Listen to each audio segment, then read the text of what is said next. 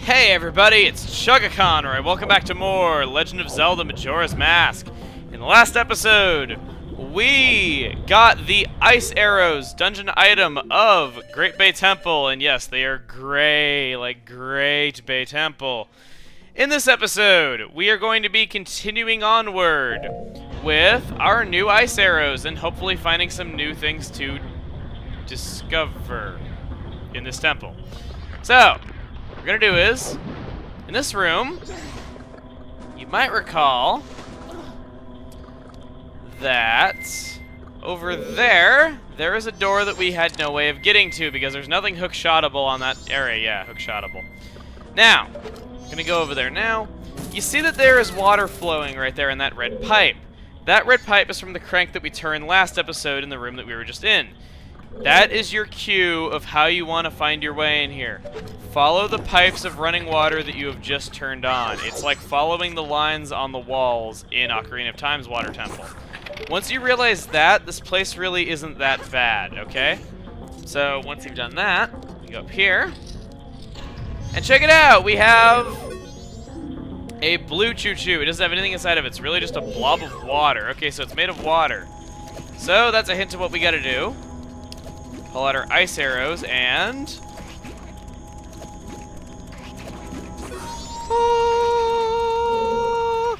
It's staring at me.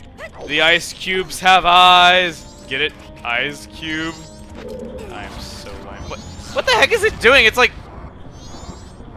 Dude, it was like masturbating and then like it ran over and tried to hump me and then it... Okay. You sure like Pope Formosius? So, turn that second red crank there. Let's go ahead and put the Zora mask back on. And go down here. Now, you might see this place, with how it like uses plumbing and everything, and how like you're having to make all the water like start flowing. You want to, your goal of this place is to get all the water flowing again. Now, you notice like with all this plumbing, all these mechanical, hydroelectric, all this stuff that you got in here, you know, lights, all these things. Shows that, you know, the Zoras were like really advanced in technology. That's another thing that I like about this game, is how like it has a sense of technology. You know, Termin is a lot more advanced than say Hyrule, and I like that a lot.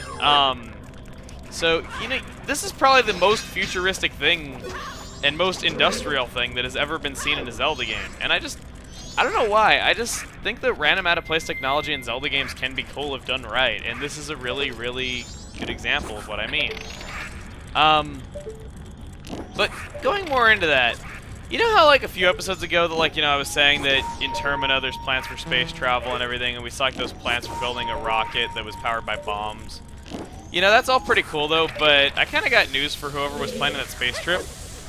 Today's day 2. Tomorrow, going on a trip to the moon is not going to be space travel, it's going to be going for a walk. Okay, there, I had to. Okay, so... Fire arrows. Who would have known that we'd be using a type of arrows besides the dungeon item? Another thing that I like about Majora's Mask compared to Ocarina of Time. You use a lot more items than just the dungeon item. So, what do we got here? Ah! Well, well, well. Oh, he told us. He called Rat! So what we want to do is have our arrows out, and we want to shoot him. Remember, kids, if your friends are being your friends are misbehaving, light them on fire. What we want to do is, now I want to get hit here on purpose just to show this. This is pretty funny.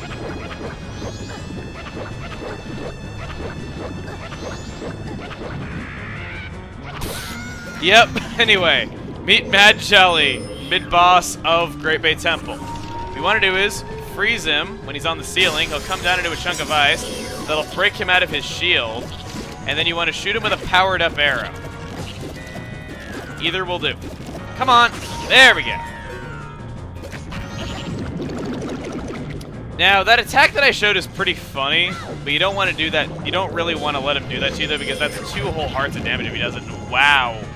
That animation of his jelly blob, that is amazing for N64 standards, if I can say so. If I'm in any authoritative position to say so, rather. But yeah, I don't know why. I like this boss a lot. He's kind of cool, and just his animation for the time is like really, really amazing. I mean, I know this game used a hell of additional memory to look as good as it did on the N64, but still, it's a really nice looking game. Let's hit you again. I think one more hit will do it. So this isn't a recycled boss at all. It actually is quite different from the... Wow, and I actually didn't get hit intentionally there. So we get to see the funny attack animation again and lose 2 hearts of health while watching it. It's unhealthy to watch this movie! God, you guys thought The Last Airbender was bad.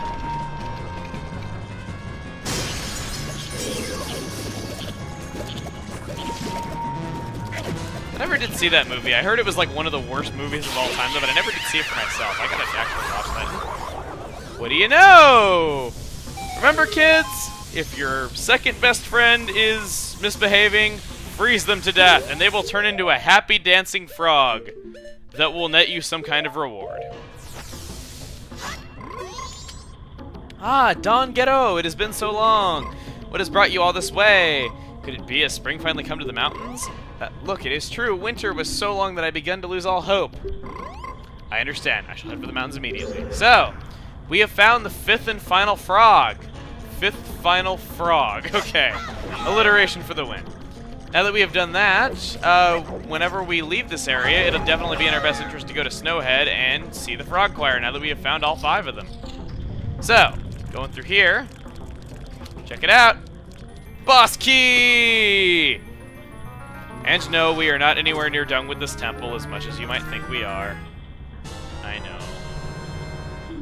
You want it to be over, but it's not. Now, now that we have that, there is something I'd like to bring up. Right here we play the Song of Soaring. And we're going to return to the start of the temple because we've turned all the flywheels. We have the boss key. Nothing left to really do for now. So we're going to return to the entrance because it's a shortcut back to what we have to do next. Now, I have a little story I want to tell you. I own the player's guide for this game. And as you might know, Prima guides are notorious for being really, really bad. And having a lot of mistakes in them. Hence their Animal Crossing guide and how notorious that is. Their Majora's Mask guide is possibly one of the worst errors I have ever seen. In this dungeon, it recommends going back to the entrance.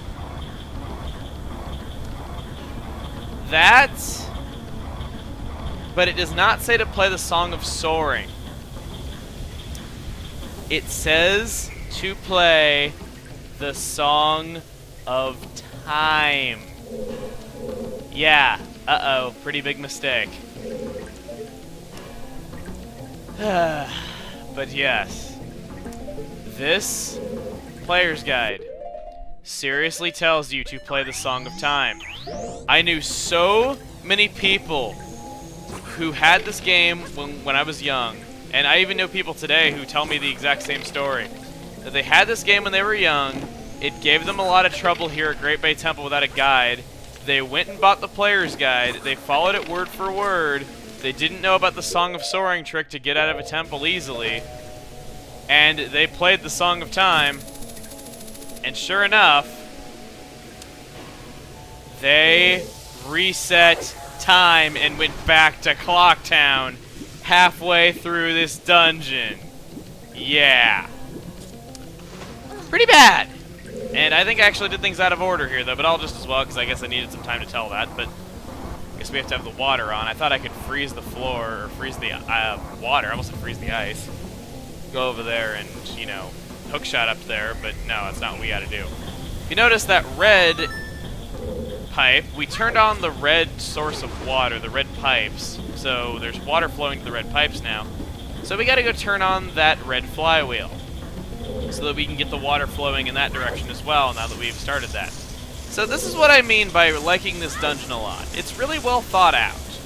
And I like how it focuses a lot on the flow and physics of water, whereas in Ocarina of Times, it wasn't really like that at all. It was more so that it was a hookshot-based dungeon, and the water was kind of just a you can't hookshot here zone. I mean, it did have, like, raising and lowering the water level, though, but it never actually used, like, properties of water. It was always, like, the water was, like, the area that determined where you could and couldn't hookshot. It was just kind of like, okay, you can hookshot here, but not here, and it was just trying to deal with that. It didn't actually... It wasn't actually about the properties and flow of water, and I like this temple a lot because it actually is a lot about water physics. You have to freeze water. You have to freeze water. You have to change the flow of water. You have to turn water on and off. You have to, right here, reverse the flow of water. And I think later there's even areas where you have to defrost water. And I really like how it's based a lot more on the water itself instead of the hookshot. I mean, the hookshot is used, yes, but I like this a lot. I thought it was really, really cool, and it is really well thought out. And again, just because it's hard doesn't mean it's bad.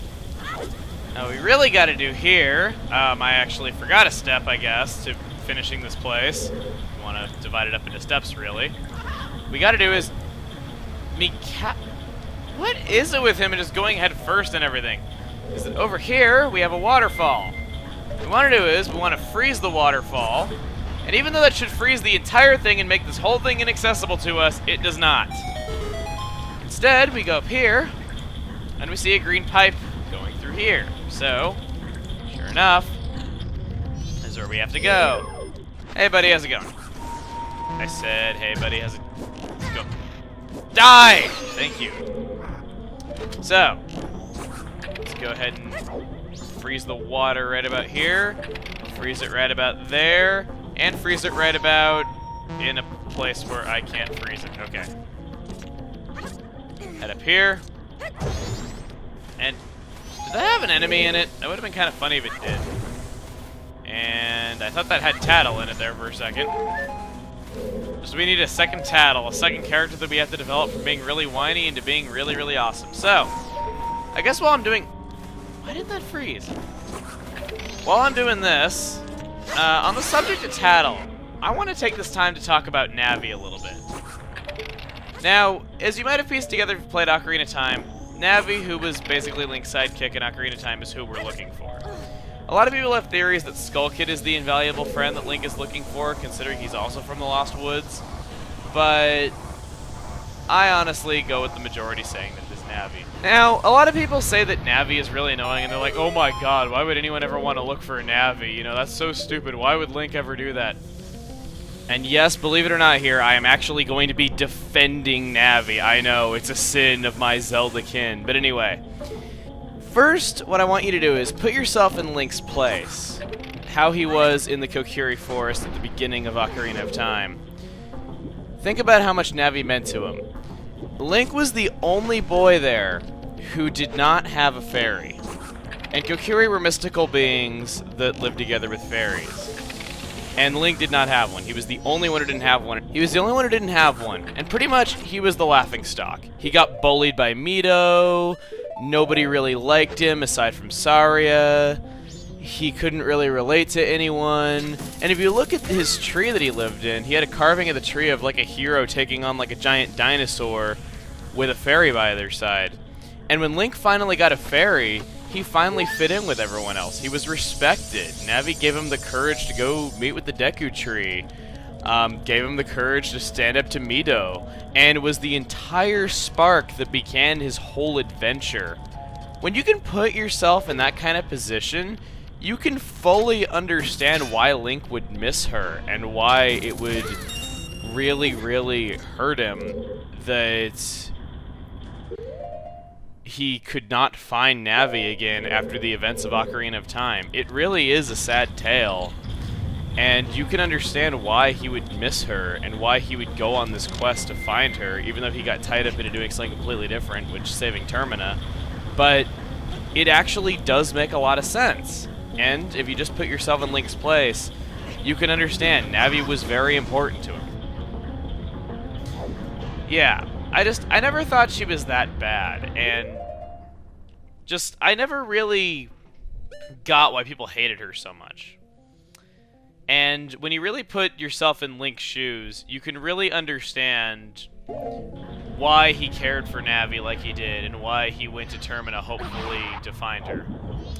So, anyway, now that big, talk of, me actually defending Navi, how often do you hear people do that? I think it is time that we end this video here because it's getting to be a bit long. So, next time on The Legend of Zelda Majora's Mask, we are going to be continuing on, hopefully finding more green flywheels and getting that water flow going, okay? See you guys then.